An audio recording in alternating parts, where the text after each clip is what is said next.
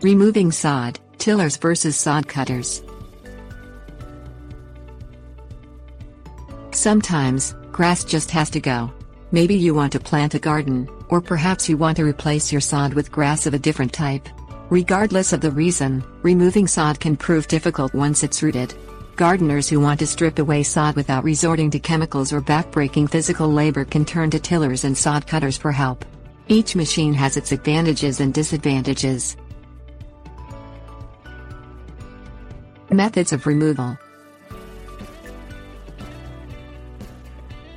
While tillers and sod cutters each remove swaths of lawn, but they do so in very different ways.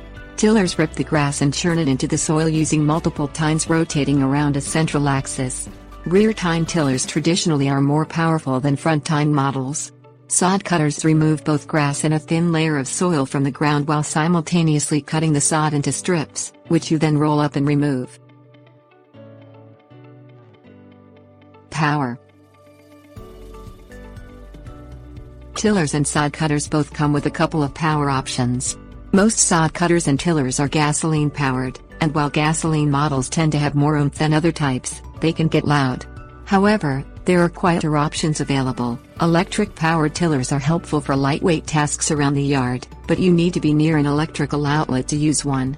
Manual sod cutters require quite a bit more back power than their engine cousins, but the lack of an engine makes buying and maintaining one a low-cost option for budget-minded gardeners. Sod disposal. The biggest difference between sod cutters and tillers is what they do with the grass. While sod cutters create easily removed strips, tillers rip the turf and churn it into the soil. Tilling sod allows the grass to decompose in the ground and release valuable organic content into the soil, but if your lawn contained weed seeds, the upheaval can cause them to germinate and take root, a hazard you can avoid by using a sod cutter. However, using a sod cutter means you need to find a way to dispose of the sod. Cutting sod into strips also gives you the option to quickly replant the grass in another location or add it to a compost pile. Site considerations. Tillers work great in most locations, but not all. Rocky soils can bend tines and send dangerous stones flying, while soils with a high clay content can be difficult to penetrate at all. The skimming method used by sod cutters bypass both of these problems for the most part, since you're only severing a thin layer of roots and soil along with the grass.